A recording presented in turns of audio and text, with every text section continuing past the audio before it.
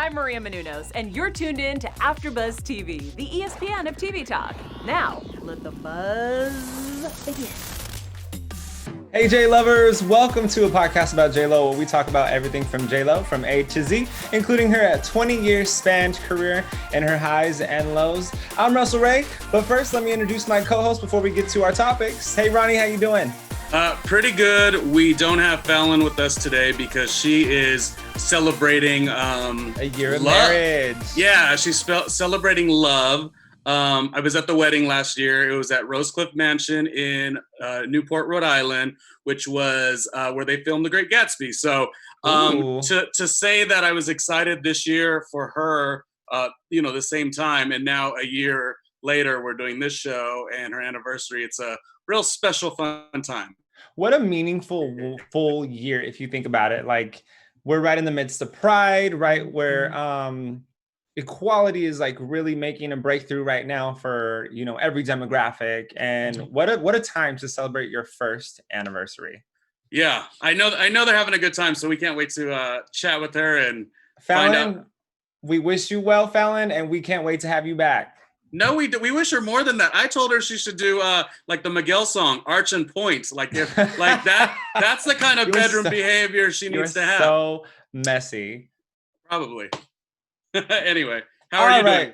I'm good. I'm thriving and surviving. We all know the broken foot and the metatarsals and everything. Just I got my little scooter, just scoot through the house and just eat all day. That's all I do. Yeah, but people are doing things. Linda Lopez, we talked about her last week.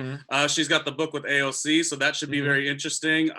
Even Jennifer, we have not got to talk about Jennifer Lopez maybe the way we would have wanted to, just because so much has been going on. But she did talk about when things get back to a version of normal, she'll be touring again. It's so funny with J-Lo. I always feel like she's done the most of it, from a world tour to a Super Bowl to a 50th birthday. And then from Las Vegas residency, she just always wants to do more. What do you think it is about her that always continues to love to perform? Like, is she in debt or something? Like, what's happening really? No, Santiago said that her work ethic is just there. And I feel like some of us are just born with that kind of thing. So I know for myself, I have a schedule from sunrise to sunset. And if I'm not continuously working with something, my mind is just going wild because I constantly need to work. So I can only imagine the level of work ethic that she has, considering, she has productions going on. She has her music career. She has businesses under the table and camaraderies that she has invested in. There's so many things that she's working towards. I feel like it's almost a natural caffeine. You just don't stop because you're not able to stop. Maybe it's, you know what? It is probably like us doing the show. We do it and then you get ready for the next week and, Fallon's joining us then. And so you just want to outdo yourself. I think it might be it because like she probably had such a rise by doing the 50th birthday. The MSG show that I saw was really good. And so she probably takes what she did at the Super Bowl and says, I want to outdo that and continue to grow. So maybe that's what it is. But I don't know. I've seen her twice in my life. I didn't get to see the Vegas one because I was always on the East Coast whenever the show was happening in Vegas. And when I would come to California, it was always like a break time in the show. But I did see her 12, no, it's probably longer than that now. 14 years ago when she was performing with Mark Anthony. And then I saw her at Madison Square Garden, like I said, this last year. So she's a thrill, man. I just love to see her perform. I love to dance, not to the rhythm that she dances, but I give it my all, which is really cool. Yeah. You have to remember, though, she was a background dancer for Janet Jackson at one point, and watching the work ethic of the Jacksons and Janet coming as a sibling from the Jackson 5, Michael had a tremendous work ethic. He was dancing day and night, even up until his death, the This Is It performance that was supposed to continue for a world tour. And I don't think he was going to stop at that point, to be honest with you, because that's not the Michael Jackson way. And even Janet at this point, she's not stopping touring. She did have her couple issues, whether it was with, timing and whatnot. But I don't think Janet's going to be done touring anytime soon either. And that's the legacy that J-Lo is spinning off of. So I don't see her being done performing until maybe she's in her late 60s, to be completely honest. And she's in great shape. We're like aging younger and younger as the years go by. So yeah. I don't see J-Lo stopping anytime soon. She does value a break, though, in my opinion. When I think about the time where I mean, obviously it's because she had children, but when she had her kids, I feel like she did take time away from the spotlight, which, as far as Yeah. entertainers that I like to watch and support, I always like an entertainer who has the wherewithal to say, I'm going to take a little time away, because when you're constantly in the limelight, it gets tough. So maybe because she did take that time away, what was that, about 8 years ago, 9 years ago? 9 years ago. The children were young. I think because she did that, it's now like continuously go time. But it is a shock for me, even though I know what you're talking about with that busy schedule. It's a shock that she doesn't sit on Super Bowl and be like, okay, that's it, or maybe a Vegas residency. Like, she just keeps wanting to elevate. She's competing with Linda Lopez at this moment. Who she did mention that she's taking, right, like about 3 weeks ago with Ellen, that she's taking this time to enjoy those dinners at the house and enjoy this family time that she doesn't normally get, because a lot of celebrities have stated that prior to quarantine, all they do is travel, so they don't get to be home on a regular basis. So this is a new normal for them, and they're getting to enjoy this time. And for me, I feel like this is Jennifer's time to recharge, really map out her next couple of years, and then she's going to hit the ground running as soon as everything is lifted. Right. And one quick show note mention, as Russell was talking about, Santiago was, of course, one of the executive producers and directors who produced El Anillo, that music video. That's in our archives if you want to watch more of our J-Lo podcast. And then also we chatted with Matt Day, who was one of her dancers. He did one of the solos. And then did her Vegas residency as well. Everything. And then Rochelle Royale, who's also a performer who kind of uses J-Lo as an inspiration for her own career. So check the archives. We started the show, and then we took a break from the show due to what was going on. Things had changed. So we're in our new normal, and we're going to be zooming up. And I guess today we'll talk about Pride and just like community itself, in general too. Well, Pride, the LGBT plus community actually took a step back this Pride season in order to support the Black Lives Matter movement and the Brown Pride movement. But how do you feel that J-Lo has supported the LGBT plus community up until today's time? Like her history of support? How do you feel about what she's done? I just think she's one with that dance community, and there's just such an overlap with the dance community and the queer community. Like, that's just always going to happen. And I think because dance was maybe one of her principal things that she enjoys almost more than anything else. Who's to say she doesn't love acting? She of course does.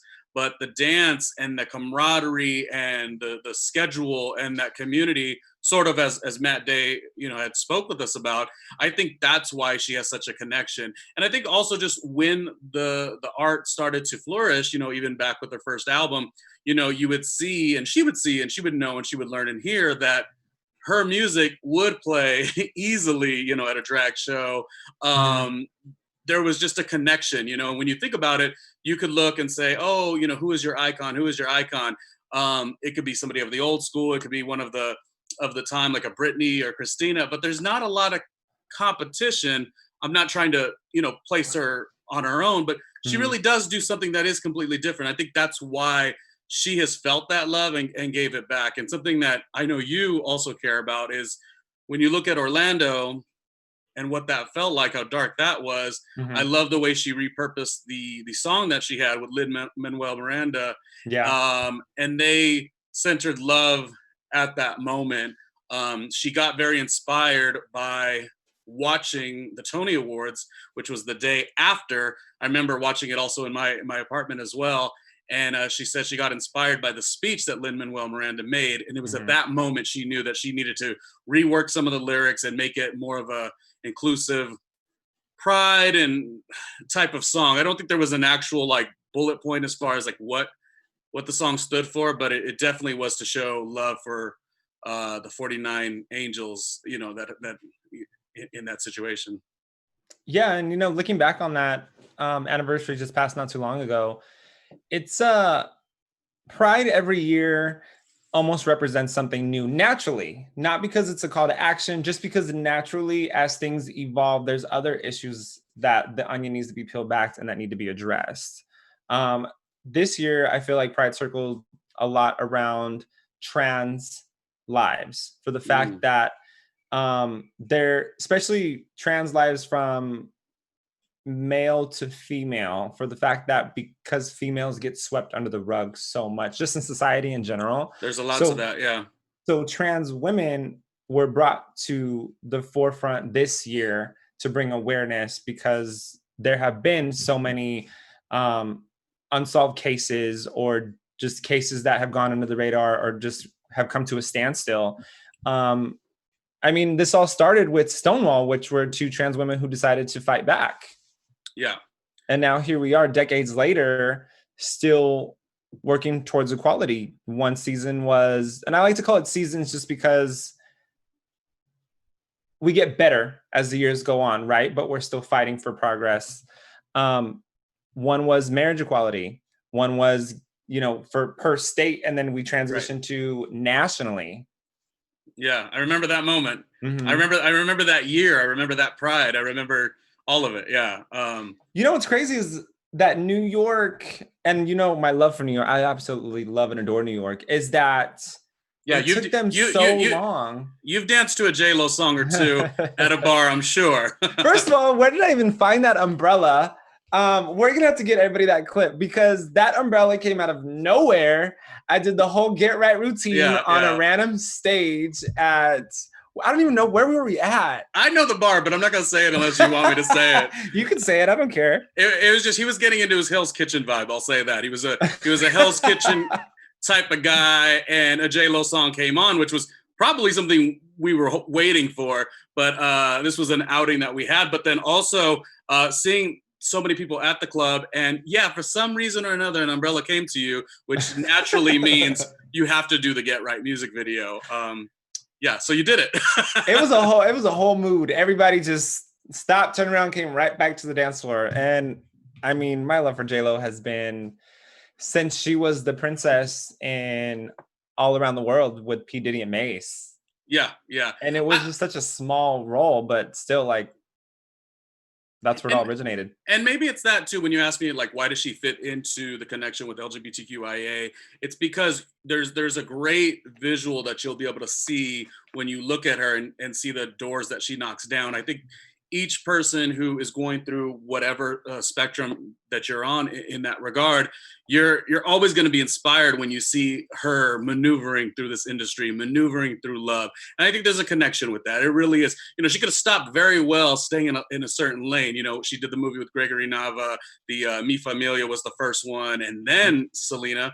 Mm-hmm. And like, that could have been what she was going to give us. And I think sometimes I could speak for with gay men, it's going to be like a limitation that you'll see out there. So what J-Lo does is, without speaking it, she just kind of influences a lot of people to just be like, nah, get what you want, like, and get all of it, you know? You know what? Jen is really an iconic voice for the Latino community, because she is proud of who she is, but she hasn't let that set her limits. For example, I also love and admire Bruno Mars for the work that he's done, but he changed his name to Bruno Mars from Bruno Martinez because he didn't want to be dubbed as a Latin artist. Now, there's a lot to be said about that, because Latinos, there isn't really a stage for us in the Americanized community like there is in the Latin community. And I feel like it comes down to almost Latinos are harder on Latinos. So we have to please the Spanish-speaking side, but we also have to please the American side. And I almost think that sometimes we go under the radar, and that's why Bruno didn't want to be dubbed that way. But I can admire everything that Jen has done for the fact that she was proud to be Lopez, and that's still, she is J-Lo. And a lot of the American Latino community has gravitated toward her for that reason, because we don't really have people to look up to.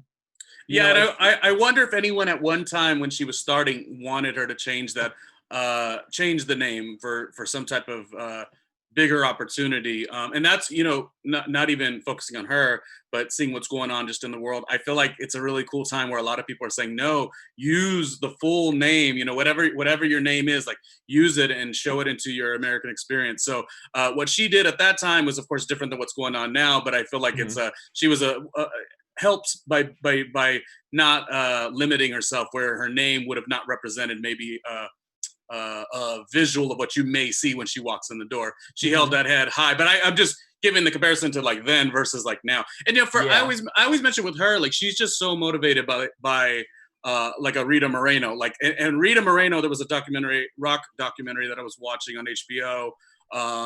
It was about American Latino voices, something of that nature, and it talked about exactly what you're mentioning. I'll bring that name to the show next week. It escapes me right now. I think Tommy Mottola produced it in Thalia. So search it. But it really did talk about that, how some of the artists had to change their name completely. So that's just going to show where we're at. This was yesteryear before J-Lo, then J-Lo comes, and now what it's going to look like for the future. So that's an interesting little timeline. And I totally agree with you with what you said about that. And now we have Ariana Grande, right? So her last name is technically in Spanish. So these small victories eventually, I feel, will lead to the bigger picture where we're not so divided. Well, and whatever you're going to be, you got to be that. So it really doesn't matter. Like you got to sit with it. So you should, if that's what's going to make you proud, like keep that name. If you feel like you want to create a stage name because it helps you with your mental, that's okay too. I don't think that's like cutting away from who you are. I think you're welcome to do whatever is the best fit for you. It's just when you do cross over and when you do get your foot in the door, do it right and represent. One thing with J-Lo to me is she never really let those boundaries hit her, because I've heard a lot of interviews where people will ask her like, what was it like when you were acting and you had to be a Latina actress, and she always made it like, well, that's that's there's no escaping that, but it's more like how you navigate it. So I always feel like she embraces and loves who she is just as much as she also really didn't give a care if nobody understood, which I like. When I look at entertainers that motivate me, I like that she didn't give a damn. And she just navigated, in that way. I do like that a lot about her too. And I like the fact that she just lived her life and she dated who she wanted to date. Not necessarily a Kardashian route to it, because we are, I don't know what that even mean. What does that even mean? The navigation of trying to level up your career by who you're dating, who you're with. She was it. And she married Ohani Noah. Yes. Yeah. She married Ohani Noah. She knew she was going to be bigger than him, but that didn't matter to her because she knew she was going to make it, and whoever was going to be along for the ride with her was going to make it with her. But you know what that is, in my opinion? I think that goes sticking to your roots. Well, I think that goes with her belief in herself. Like, I don't even think she thought of it that far. I don't think she looks at it like, oh, Ohani Noah is like this stage, he's the waiter at the time, which matches my rising star, and then I'm with Ben Affleck, and now I'm doing these crossover movies. Like there's some strategy behind it, I'm sure. J-Lo is a crafty one. Will someone give me some strategy, because I need some strategy over here on this end. I mean, J-Lo's always up on game a little bit. I mean, Diddy did access her into some records she may have not been able to attain. So she's smart. Diddy almost got her a life sentence. Okay. Well, and going off that, she distanced herself real quick when that happened. Absolutely. Once she walked in the 40/40 Club, and once she left the 40/40 Club, it was a different story. But my bigger thing on like if she shifted or she maneuvered, that's open for conversation, of course. But what I'm really saying is, I like that she has this confidence where she doesn't give up on herself, where she could totally take all this negativity and J-Lo's always marrying somebody and feel down and out about it. But instead she's like, lifting her head and puffing her chest out and saying, why don't I deserve a second shot at love, a third shot at love? And she spoke vulnerably about it. She did have that song on her Love album. Right. First What was Love. it? Oh yeah, First Love. I liked that one. I actually that was like a lyric music video. I don't think it was like a full music video. It was like Back to the Bronx or something like that. I enjoyed that. But you see what I'm saying? Like she doesn't let what could bug other people like I'm the girl who continues to get married. She doesn't let that image mess her up. She's just like, why don't I deserve what I'm supposed to get at 26, with Ohani Noah? And Yeah. why don't I get what I'm supposed to deserve at this stage, after, the Mark Anthony thing, which of You know course what? crushed her. There's a lot to be said about that, because I feel like in a society as that we're in right now with the 50% divorce rate, people get hung up on the idea that you're supposed to be the same person for your entire life. That's not the case. Right. Some people, your mindset changes, your growth as a person changes. And if you outgrow each other, which I think I could admire her for this, she can run into any one of her exes and just have a great conversation with them, as she's mentioned before. And Chris Judd said the same thing. He's like, I absolutely love Jennifer. We're just at different points in life, and now she's in a path that's good for her, and I'm in a path that's good for me. And there's a lot to be said about that you can be classy and just live in your moments and in your truth. And if the truth is that your marriage is only supposed to last 12 years, why not maximize that, have the best of it, and then continue on to whatever life gives you next? Yeah, and even if Chris was a rebound, like she's just with it. She's totally like with it. Yeah. It teaches all of us to not, you hear people put their own limitations. And I feel that she doesn't put these limitations by always owning the fact that I could get what I want when I want. And yeah, it's cool to me. I like it. How many people do you know that like once they get the divorce, it's like over, done. And you like can't graduate to the next stage of your life. Once you lose this great career opportunity, you like, let's say you were an actor and you had a great sitcom, you just have beyond getting booked, you have a mental block. I feel like with her, she has probably some roadblocks along the way, but she doesn't have the mental block like that she doesn't deserve it. And that's what I like. I really like that. You know what? I don't want to stray away too much from the whole pride part of this episode. Yeah. So I do want to mention that a lot of people don't know this. Jennifer actually has two sisters. Linda and Leslie. Yes. And she also, so Leslie has a non-binary child. Yes. Which Jennifer came out about 2 years ago, posted about them. Their name is Brendan, which is Leslie's second child. And March 2007, J-Lo sent a tribute out to Brendan. I think, wow, like just the fact that you're at such a level of superstardom and that you're just going to embrace everything that comes to you says a lot about how far our society has come. For the fact that in prior decades, you weren't able to claim if you had gay family members or trans family members or non-binary family members, for the fact that you would be shamed for it and that something was wrong with your family because this is what came out of it. Yeah. And I think that just says a lot about her character as an individual. I feel like she's mentioned the child a couple times. From the times I've saw on Instagram, it just felt like a very non-issue, but a supportive issue, if that makes sense. So it didn't make this grand gesture like as if, oh, this is something I have to announce and I have to advocate for. It was very like, I'm gonna pump up my family because they're my flesh, my blood, but I'm also not gonna make it this scene, because especially with her, anything she could do could become a scene. I think I could imagine that the family really enjoyed the way she embraced that. Very nonchalant, but very respectful all at the same time. Brendan's also a huge spokesperson for different communities, including GLAAD. Oh, okay. I didn't know that. Yeah. And has spoken at ceremonies about their journey and what it took to get to this point. And if any of our viewers want to look that up and want to watch it, I mean, it's a great story, or even look up any of the articles. They're great articles talking about Brendan. Well, it's so fantastic for the regards of just normalizing this stuff. It's what has been happening for hundreds of years. People are people, and it's like what they always say when you're growing up and you don't get to see representation of all these different things on television or with entertainers or personal life, or even in the news, things are very demonic almost, the way they try to tell you certain cross sections of people are, but now to have that is really good. I didn't know that the child was also a public speaker and advocating. Yeah. That's pretty cool. I didn't know that, so I will have to look that up.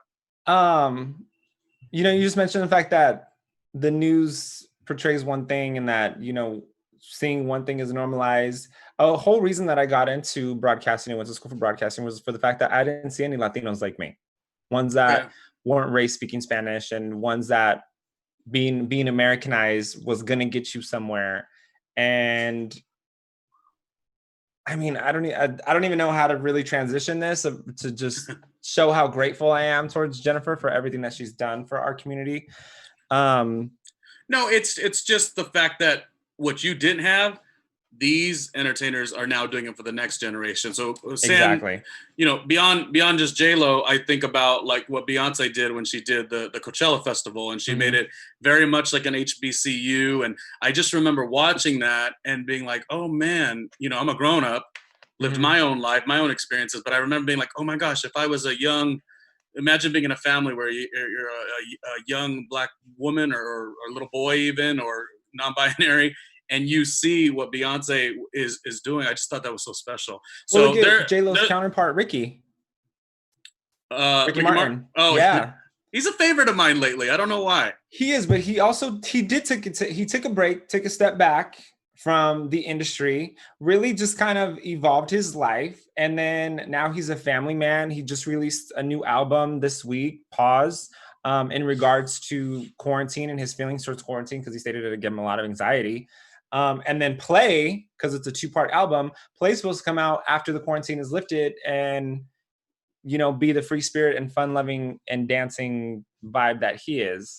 They are him, Lin-Manuel Miranda, J-Lo. They're great at all making these sonic elements of music that are what we're used to. Talking about partying at the club, dancing, dating, flirting, all the normal stuff. But they're also they're all let's get loud, But they're also very good at being very worldly and connecting their messages, and I think they've done that well. So I can only imagine what Ricky Martin is gonna bring to the table, and her too, because again, the song that I'm speaking about, when she joined up with Lin-Manuel Miranda post the Tony Awards, post the Orlando incident, that very much was something she already was gonna do, but then it felt like the right thing to bring in Lin-Manuel for the bridge, because the words needed to be changed, the message needed to be changed. When you become an artist and have had this long of a career, you're able to make those changes, and that's why I feel like some of her best work is still ahead of her. When she was young, she had to give you the cool Diddy-like songs, Puff Daddy-like songs. When she was young, she had to make sure she did some crossover appeal with the movie, so you wouldn't typecast her, Mi Familia Selena. She had to do all those things. Now she's doing whatever she wants, and if you're a fan of hers, that's the moment you really enjoy. What would you like to see her do that she has not done? What is one thing that hasn't been fulfilled? Not necessarily just because it just hasn't happened. What's one thing that you would like to see J-Lo do or branch out into?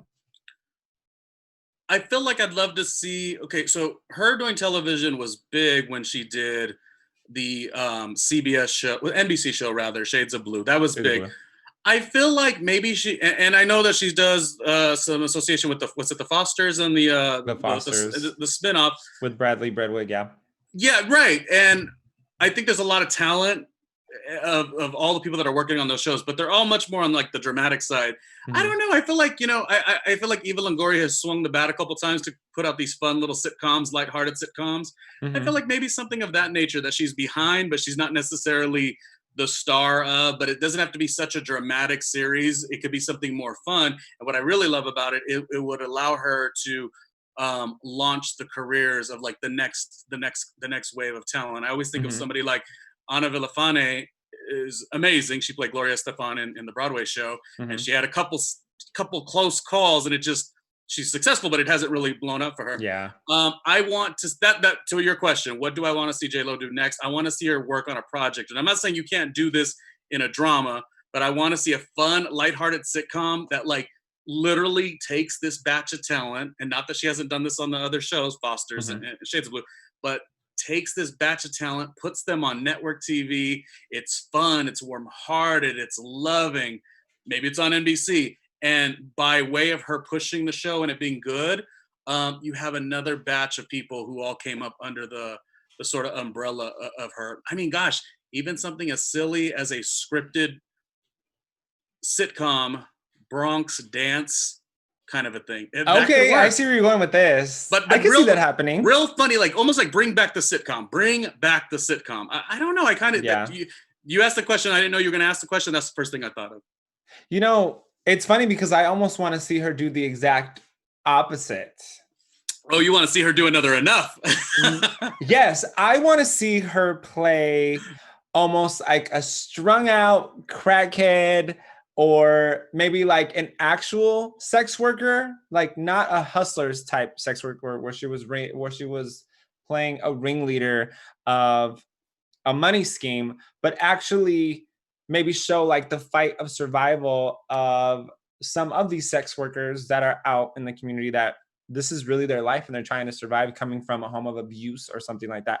Because I was disappointed when she didn't win the Oscar. Me too. But I feel like the Academy wants to see her in something of that sort before they hand her the Oscar. And I think that will be her ultimate role, is playing a very hard role where it's going to take her several weeks to come out of it, because a lot of these actors that go into their roles can't just snap out of it. They have to immerse themselves into this character, and it actually affects them physically, mentally, emotionally, and then it takes a few weeks to come out of it because it's such so much energy and emotion that you have to put into it. And I feel like she has it.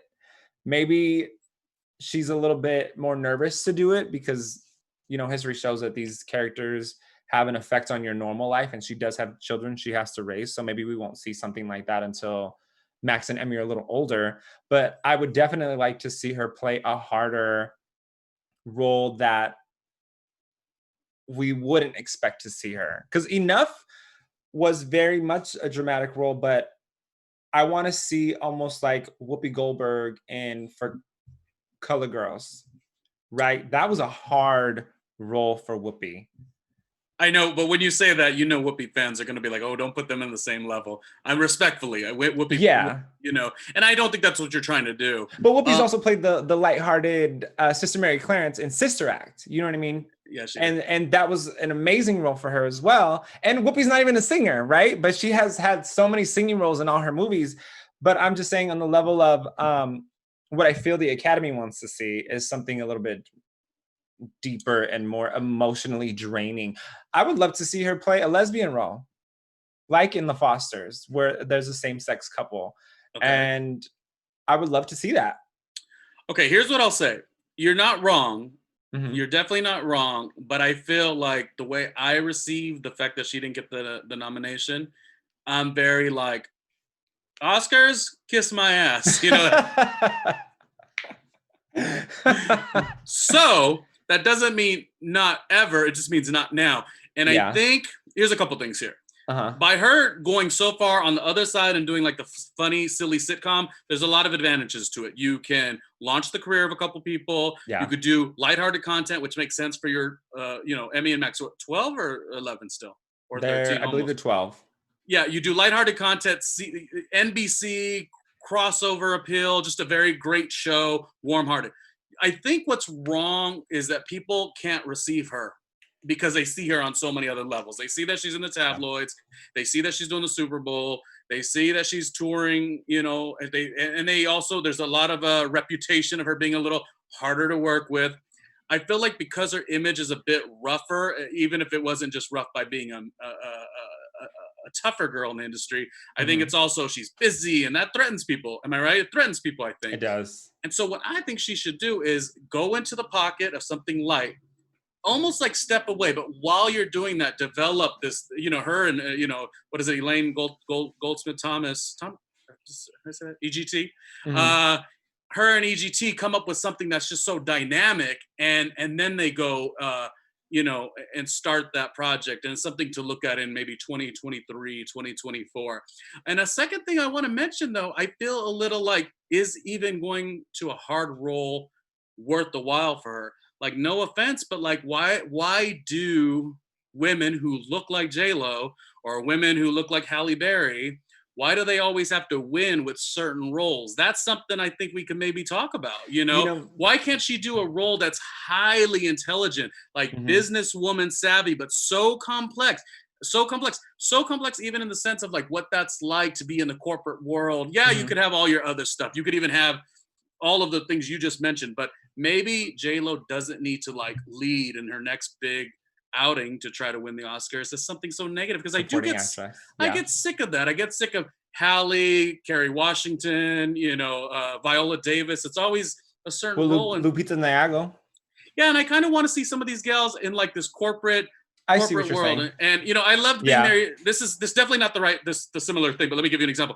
I love the show Being Mary Jane because Being Mary Jane balanced that. You know how she Mhm. succeeded in the corporate world, but how she was just the daughter and the sister within her family in Mhm. Atlanta. That was cool. Yeah. I almost feel like that time will come because Tyler Perry is the right person to open the floodgates for change like that, because he has such a foot in the industry, and he has his own production company. He has his own lot that is solely owned, no Oh partners. yeah. I feel it's only a matter of time until Tyler Perry comes out with a version of his own award show, and at that point will we see a diverse selection of females receiving roles for a plethora of things, instead of, like you're saying, these scoped roles where we have to see them, Yeah. or the Academy, not necessarily us, because I loved Hustlers. Yeah.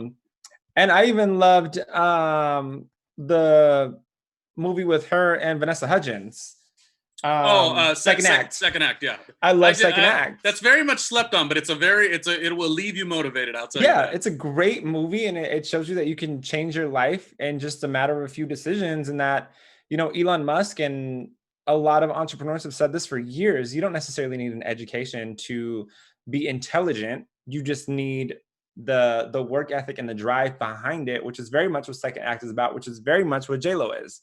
Her family I believe, wanted her to become a doctor or something, and she's like, no, I Her want to become a performer.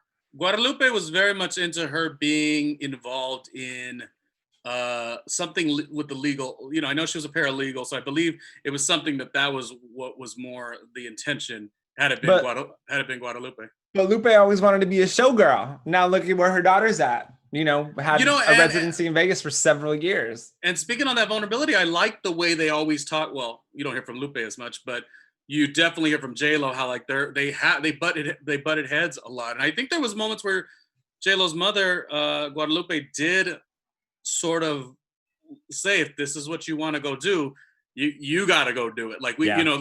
there was kind of a level of non-support. I think is what I've heard, Yeah.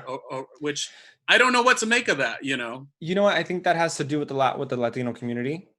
As in, we're raised, which I've also experienced this, you're raised to be successful, but not too successful, because you can't not help support your family. Right. So that's really taking the leap off the edge. And Oh, you have mentioned that, yeah. so I mean, there's been a very similar dynamic, and it's indirect, and it's very culture driven, and very for lack of better words, just the upbringing of the generations prior to you, that it's an indirect response to you wanting to succeed in life, is that your family will hold you back, or they'll put this pressure, immense pressure on you to help provide for the family, when in reality it's like, why isn't everybody stepping up their level, and why aren't you believing in what I can do? And I do admire her for that, for the fact that her and Lupe actually did not have a relationship for several years. Mm. Now imagine if J-Lo would have came out as bisexual or homosexual on top of, stepping out of the norm of her family.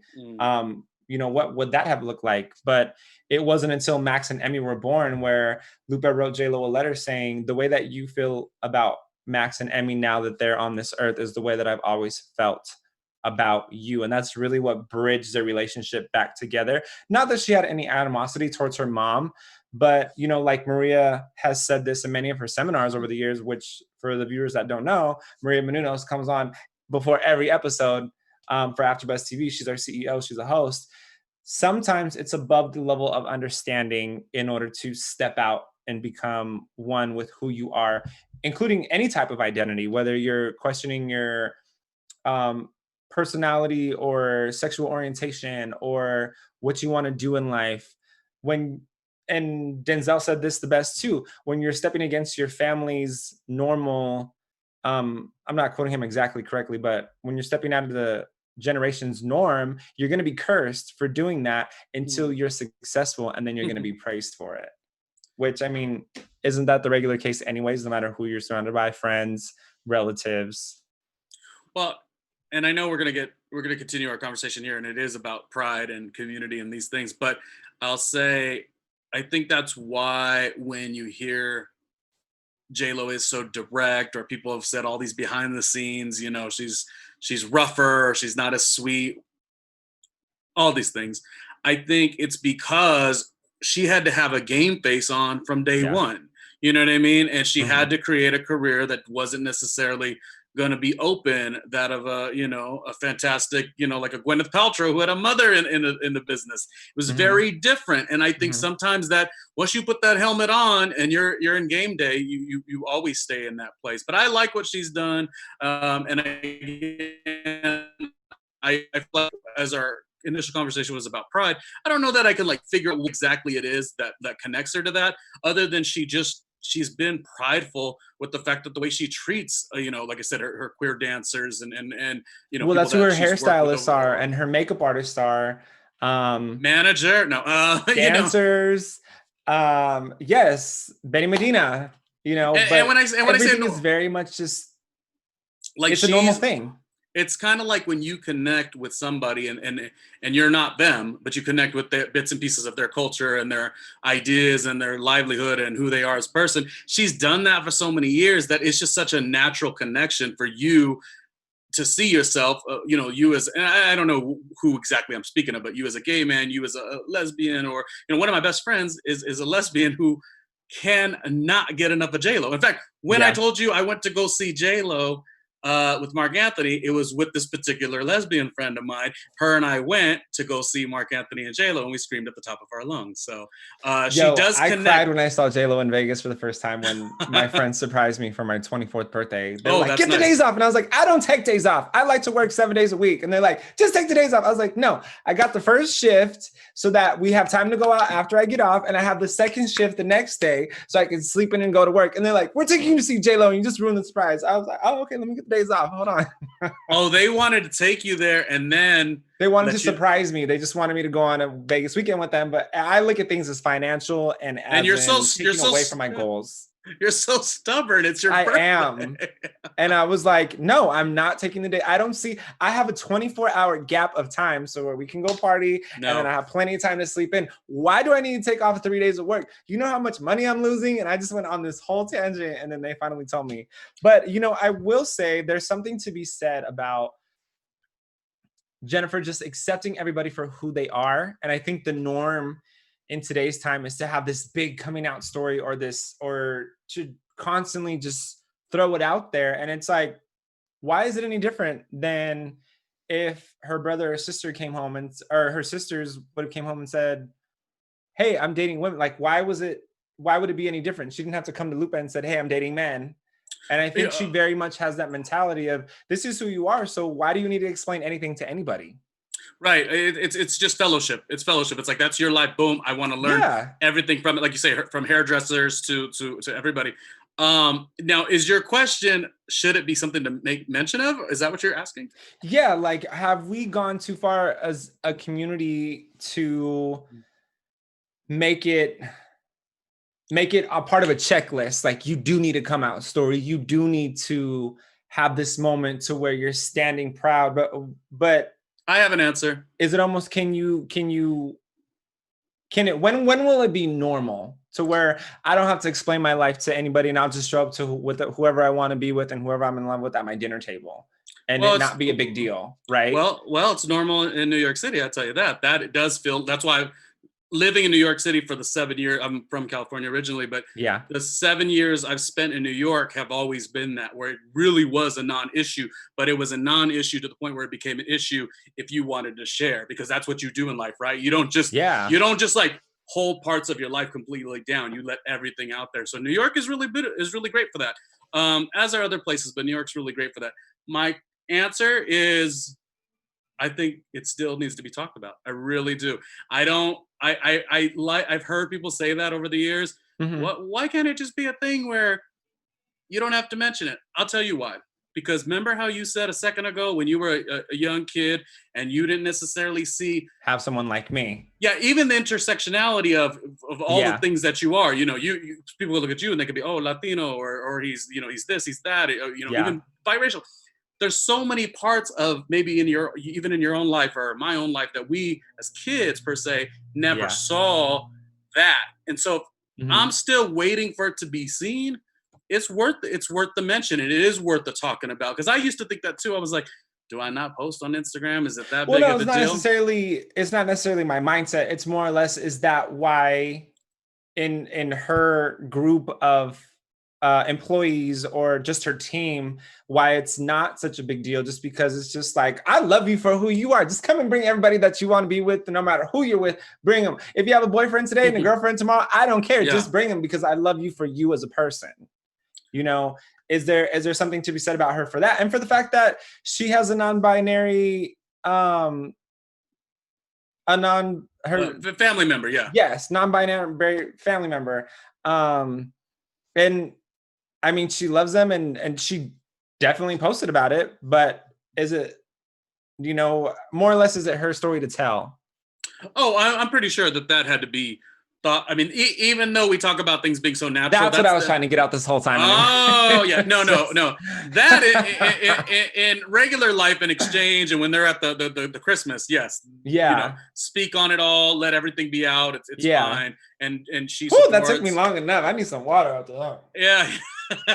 Okay, because I knew I was going, but I just couldn't verbalize it. Yes, you have the plastic colored cup for all of our viewers that are in love with that. Ronnie, love to see it. I like to give it. Finally, I got it out. I'm like, what am I trying to say here? That's what it was. Okay. Now I get it. Finally came. Well, okay. So I just think, as much as we say it's very much, she just exchanges with the people. It's not something you preface and say, you're this, and I now treat you this way. You're this, I now treat you this way, for the good.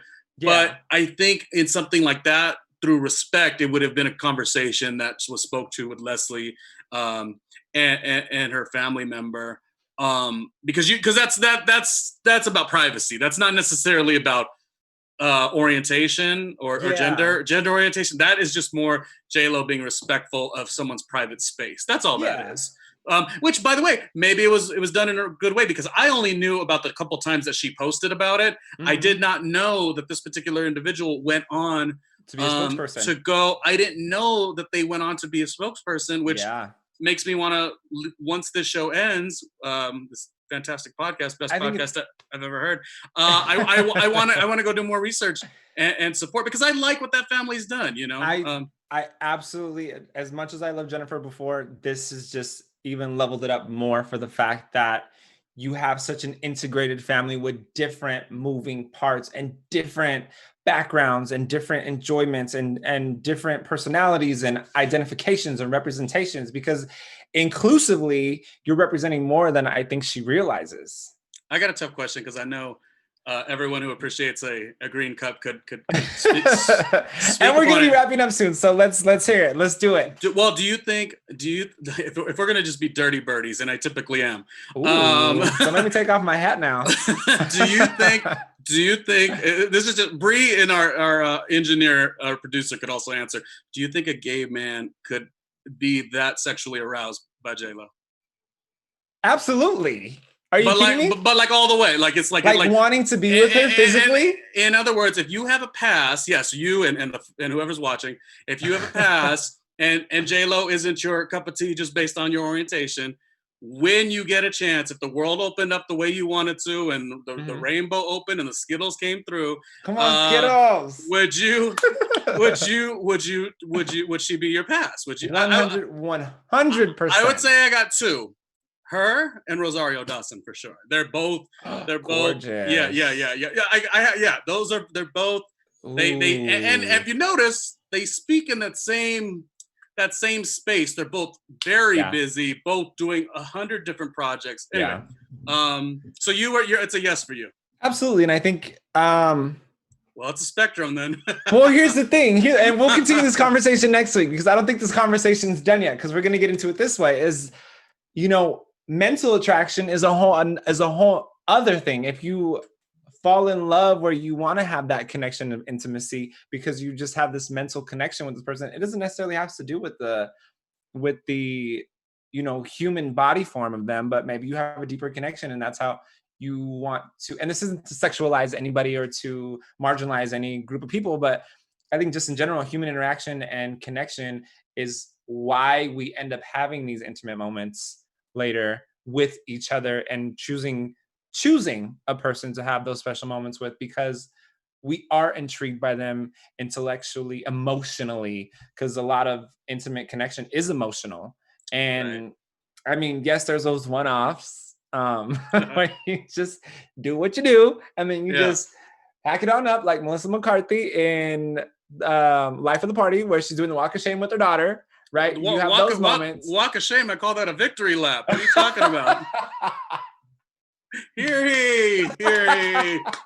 He's done it again. With that being said, I think this is a great topic to pick up for next week, and I would love to hear what our viewers have to say. And I didn't mean to be reductive, but in any way, making it just. I was just saying, like, if we're going to talk about the effect that this woman has on people, and we are talking about community, and we are talking about quote unquote family, I was like, I know how I feel. And I was like, I wonder if that's like a common feeling. This is not something that goes across the board. Like, I don't typically like wake up every day thinking, oh, if I wonder if I saw somebody at the Vons, grocery store, would that happen? No. But I wonder that with J-Lo sometimes. Well, what's funny to be said with that, and this is exactly the part that I want to pick up next week, and I'm going to tell everybody where to find me at in just a minute, is that people always, they ask questions like that. If you could be with anybody in the world, who would it be? It can't be a female. Like, why couldn't it be? Stop. Like, we need, as a community, we need to stop telling people what they need to think and what they need to believe and feel internally. And that doesn't have to be identified with like, oh, that means bisexual. That just could mean what it could be. Great question to out the show too. Exactly. And with that being said, one more real quick one. What is it? And you can answer this next. You can answer this next week if you want. With her laundry list of people: Ohani, Bo Casper Smart, Chris Judd, Diddy, of the assemblage, Mark Anthony, A-Rod. I think she was also with what's his name, the other Rodriguez who was in CSI Miami, Adam. Who would be your pick for Chris Judd? Really? Chris Judd, because anybody that can move on the dance floor can move anywhere else. Oh, how conceptual of you. Okay. It goes back to, I got rhythm. Hey. Bree, our engineer, who would you choose of her assemblage? It could include A-Rod too. Who are you choosing? Of her whole assemblage? Yeah, anybody she's been with, the whole assemblage of men. I mean, I'm going to just go with the person I find the most attractive, which would probably be Ben Affleck. Oh, I didn't even mention it, but that's what I thought you were talking about at first, and I was like, Ben? Ooh, so we got one for Ben, one for Chris, and... Okay. I am wholeheartedly 1000% going hard in the paint for one particular one. And you know who it is? Diddy. No, not Diddy. Oh. I mean, I'll go for a ride with Diddy as well. But you are not going to tell me anything about Mark Anthony being the king. So Mark Anthony would be my pick. Oh, if you've seen Mark Anthony, people don't understand if they haven't seen Mark Anthony in person. They don't realize the effect that he has and the just the presence that he is. I get exactly what you're saying. Yeah, so that's my pick. With that being said, you can find all of Ronnie's Snapchats on his social media and in the back alleys. Ronnie, where can they find you? It's fun. RandomlyRonnieJr.com is the website. So RandomlyRonnieJr.com. And usually I don't do a lot of plugs, but I'm excited about it because it links to the new podcast and YouTube series I have, which has interviews from Drag Race star Peppermint, Valerie Ortiz, who actually played Jello in Date Movie a bunch of Yes. years ago, and she's on a Disney series now. It's got one of the hosts from Quibi, and a new interview with Jade Cotta-Preda, who is the new host on The Soup, which is returning on July 8th. So it's a new podcast. I've, of course, spent 20 years in radio, nearly. I'm old. But the podcast is my new baby. So along with what I do here at AfterBuzz, I enjoy it. So go to randomlyronniejr.com. And if you want to see my photos, that's at randomlyrj. So thank you. And your podcast is called Randomly with Me. Ronnie Jr. Yes. Yeah. And myself, everybody, you can find me all over the internet at Russell Ray Silva and here at AfterBuzz TV.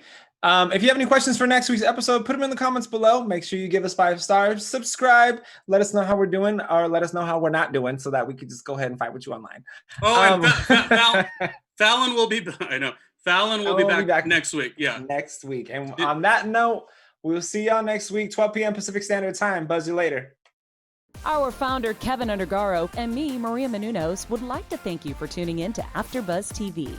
Remember, we're not just the first, we're the biggest in the world, and we're the only destination for all your favorite TV shows. Whatever you crave, we've got it. So go to AfterBuzzTV.com and check out our lineup. Buzz you later. The views expressed herein are those of the hosts only and do not necessarily reflect the views of AfterBuzz TV or its owners or principals.